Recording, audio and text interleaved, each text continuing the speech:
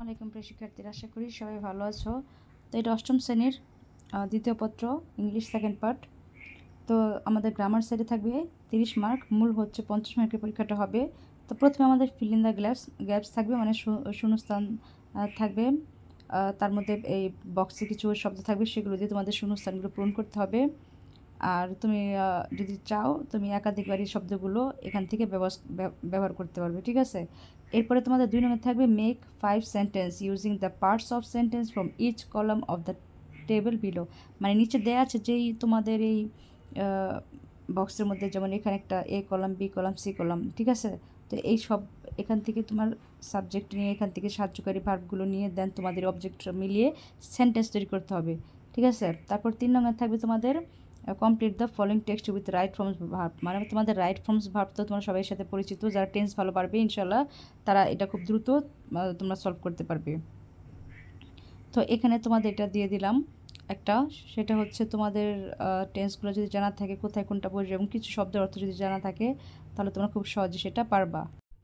দেখো এখানে কিন্তু খুব সহজে বলা আছে, student life is the best time for dash one self for future. তাহলে এখানে কী হবে, এই পাঁচটি এর অর্থ যদি জানো তাহলে প্রিপেয়ার মানে কি প্রস্তুত করা, তাহলে এখানে কী হবে প্রিপেয়ার। এভাবে তোমরা যদি এর অর্থগুলো পারো খুব সহজে বসাতে পারবা। তারপর দেখো 2 নং কী আছে আমাদের, 4 নংয়ে কী আছে দেখো। 4 নংয়ে আছে change the narrative style of the following text. মানে এখানে যে টেক্সটটা আছে এই টেক্সটের ন্যারেশন করতে হবে। তোমরা তো ন্যারেশন পারো, হ্যাঁ, এটা ন্যারেশন করতে হবে। 5 নম্বর থাকবে change the following sentence as direct in the breakers. মানে ব্রেকার্সের যে বিষয়গুলো দেওয়া আছে এই বিষয়গুলো তোমরা ফলো করে দেন এই সেন্টেন্সগুলো পরিবর্তন করবে, ঠিক আছে।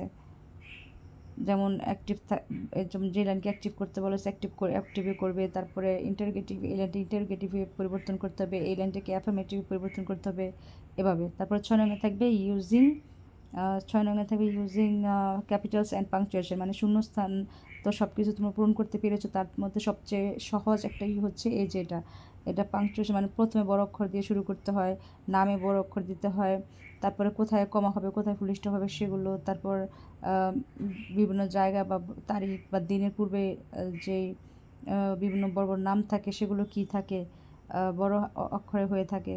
কাউকে সম্বোধন করলে বা এখান থেকে আল্লাহ সাল্লার এ বড় হাতের হবে। এভাবে তোমরা এখান থেকে জিনিসগুলো খেয়াল করে খুব সুন্দর করে, প্রথমটা টি কিন্তু বড় হাতের হবে, আমি বলে দিলাম কতগুলো, তোমরা বাকিগুলো এখান থেকে খুব সুন্দর করে বের করে ফেলবে। এটা কিন্তু ন্যারেশন আকারে আছে, আমি একটু বলে দিলাম এটা ন্যারেশন আকারে আছে। The teacher said to the girl do you think, এখানে ডি কিন্তু বড় হাতের হবে, এখানে কমা হবে, অ্যাপোস্ট্রফি এস দিয়ে শুরু করতে হবে, ঠিক আছে। তো তোমরা আশা করি তোমরা এটা বুঝতে পেরেছো। এরপরে থাকবে পার্ট বি। পার্ট বিতে হচ্ছে আমাদের রিটেন সাইড 20 মার্কের। 7 নাম্বার থাকবে imagine you are a new student of Sohagpur high school, your house is 6 kilometers away from the school, you find it difficult to attend school from such a long distance. Now write an application to the headmaster praying for a seat in the school hostel. তো তোমাদের একটা স্কুলে, তোমার বাড়ি 6 kilometre দূরে, school থেকে তোমাদের জন্য কষ্ট হয়ে যায়, তাই তুমি হেডমাস্টারের কাছে একটা স্কুলের যে হোস্টেল চেয়ে একটা সিট, হোস্টেল না সরি স্কুলে একটা হোস্টেলে সিট চেয়ে, হ্যাঁ, মানে তোমার একটা সিট দরকার, এটা যে তোমাদের হেডমাস্টারকে লিখবে। এটা অনেক সহজ, রাইট। এরপর 8 নাম্বার থাকবে write a composition on the following topic in 250 words a journey train. তো এখানে তোমাদের জার্নি ট্রেন রচনাটি দিয়ে দেওয়া হয়েছে, 250 ওয়ার্ডের চেয়ে বেশি যেন না হয়, মানে 2 পৃষ্ঠা লিখলে, 2-2.5 পৃষ্ঠা লিখলে হয়ে যাবে এরকম। তো এই ছিল আমাদের এই অষ্টম শ্রেণীর সেকেন্ড পার্ট প্রশ্নটি। তো এটা কিন্তু অনেক ইম্পর্টেন্ট। তোমাদের বিদ্যালয়ে যদি কোনো কম্পোজিশন বা প্যারাগ্রাফ বা তোমাদের যে ডায়লগ বা যেটা দিয়ে থাকে রিটেন সাইডের জন্য, তোমরা সেটাও পড়তে পারো। আর যদি না দিয়ে থাকে বা যে সাজেশন দিয়ে থাকে সেটাও কিন্তু ফলো করে যাবা।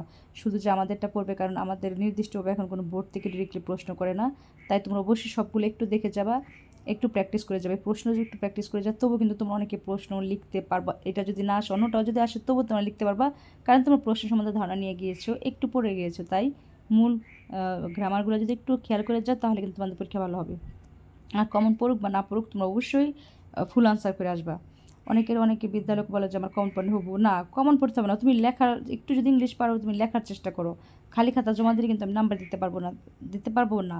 যদি তুমি কিছু লেখো আমি কিছু হলে কিন্তু নাম্বার দিতে পারবো, তো চেষ্টা করবে সবাই, ঠিক আছে। তো আমি এখানে বিদায় নিচ্ছি। সবাই ভালো থেকো, সুস্থ থেকো, ভালো করে পরীক্ষা দাও। আল্লাহ হাফেজ।